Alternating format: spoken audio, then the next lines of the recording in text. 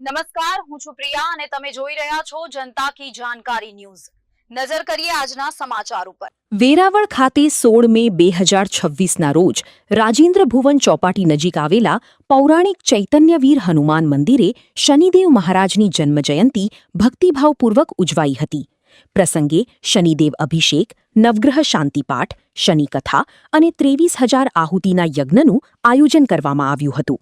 મહંત અંબુજદાસ મહારાજના માર્ગદર્શન હેઠળ યોજાયેલા કાર્યક્રમમાં ભવ્ય શોભાયાત્રા, 108 દીપની મહાઆરતી અને મહાપ્રસાદ ભંડારાનું આયોજન થયું હતું।